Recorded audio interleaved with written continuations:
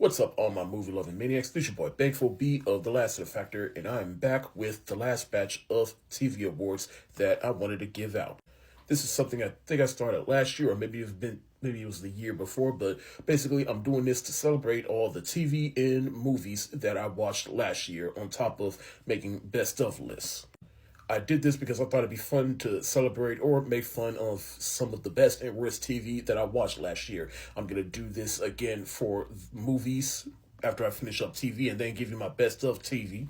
And if you watched the first batch of the Lassiter Factor TV Awards, thank you so much for watching. And this right here is part 2, so let's get into it. Next up, or continuing on, as I should say, is the award for Best Romantic Duo. And I've narrowed this down to 2 people. I have Justin and Keisha from the show Forever, and Marge and Richie from It, Welcome to Derry. Now, on top of Marge having a good redemption arc, and Richie just being an all-around cool little kid, and he does tie into Richie from the movies. I don't know what they're going to do with this plot going forward, but basically they are the parents of Richie.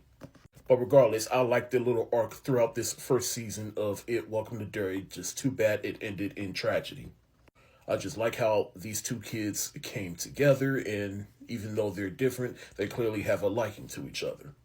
But the award is going to go to Justin and Keisha from Forever. To me, this is probably one of the most realistic teen relationships I've seen in TV in a long time. I just like how they just went through the honeymoon phase, and then they go through their own little spat, and then of course they're seniors in high school, so they're trying to decide where they want to go after high school and how that conflicts with one another. But ultimately they came together and changed one another, and apparently there is a season 2 happening, so I'm curious to see how their relationship develops.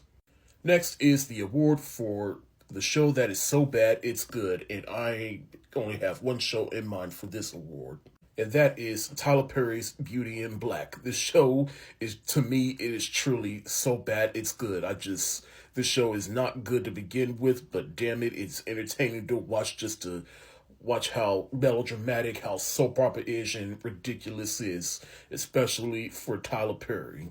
I mean, I already gave this show the award for best unintentionally funny lines or whatever, which that is occupied by Mallory from this show. Obviously, I don't recommend this show to anybody, but if you have some time, I implore you, just humble yourself and watch this show, and have some drinks going too. Next is the award for Best Binge Watch, and I only have one show in mind because there is one show that I truly binge watched, and I didn't expect to enjoy this show as much as I did. That show is The Hunting. Look, I'm not the target audience for this show, but I had a couple of family members that watched this show, and they told me how good it was, so I gave it a chance, and yeah, this show is wild. And Brittany Murphy and Malin Ackerman, they play the 2 leads on the show. They're excellent on the show. It's nice to see Katie Quinn.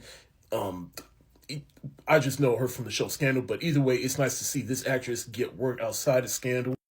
To me, this was a fun little binge watch. I'm a little excited for season 2. Yeah, it's a little soap opera-ish and melodramatic, I should say, but damn it, it was entertaining to watch and just to see it all unfold, and it is definitely, wow, this is, if anything, more than Beauty in Black. If you have some time, definitely watch this show. This is a good little pass-the-time kind of show, if you ask me.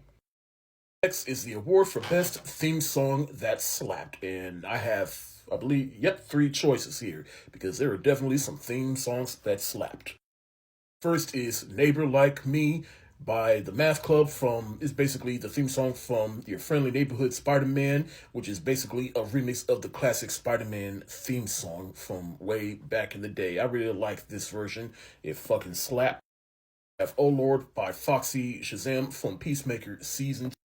I really like that James Gunn, he decided to switch up songs for the theme song, because we all know the theme song for the first season was a lot different from this song, but this song was everywhere. People memed it, people made TikToks of it, and the song in itself, it's pretty good, and they brought it back during the finale, and just the way they tied it in, it was impactful. But the winner for this category is Mile in a Ribbon by Patience and Prudence, which is the theme song to It, Welcome to Derry. This song was everywhere. This song was like a mating call for anybody that watched this show. You know this song, you're listening to it in your head right now. A smile is something special. Congratulations, welcome to the dairy. You got the best theme song of the year.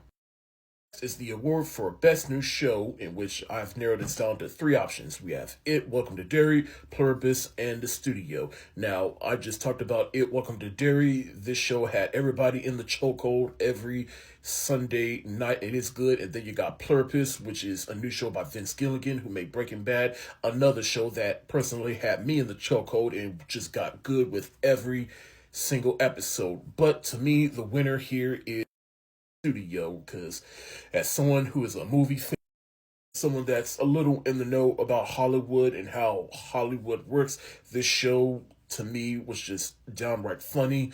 It was hilarious. I like how it was basically a fictionalized version of a studio within Hollywood, and basically gave the audience a little inside look as to how Hollywood worked, sometimes to a hilarious degree, and it led to one of my favorite episodes of this series. I'll talk about that in a little bit. Rogan, he's on a roll producing wise, and I think this show is definitely, truly for movie fans, and that's why it gets the best new show for me.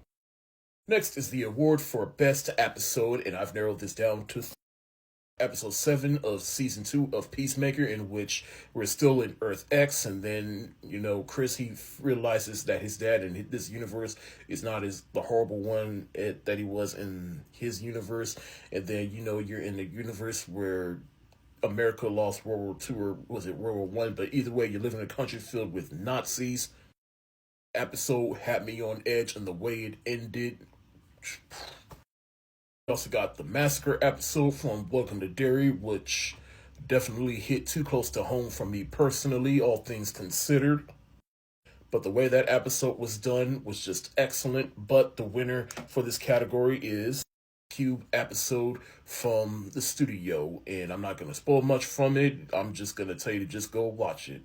Look for the episode with Ice Cube, and it involves the Kool-Aid Man, AI, and possibly being tone deaf. But just this episode, to me, it just worked, and it just perfectly illustrated how tone deaf Hollywood is. Next is the award for Best Finale, and for me, it came down to two shows: It, Welcome to Derry, and Stranger Things 5. Two similar in ways kind of shows, and both had impactful endings, and we all know how, let's just say, uneven that last season of Stranger Things was, but that finale, for me, it brought it home. Granted, the final battle with Vecna was a bit questionable at times, but the latter half of that episode, where it just bookended the show, was just chef's kiss. But I'm gonna give this award to It, Welcome to Derry for its finale.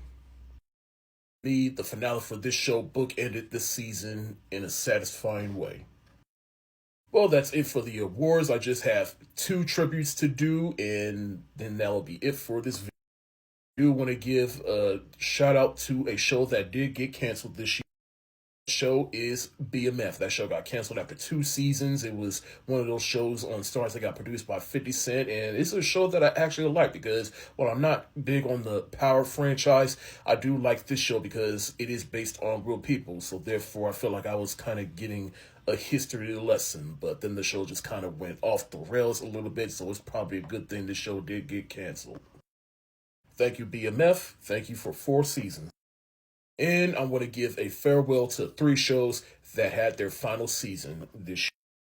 The farewell to Cobra Kai, which had its 6th and final season, well, at least the 3rd part of it last year.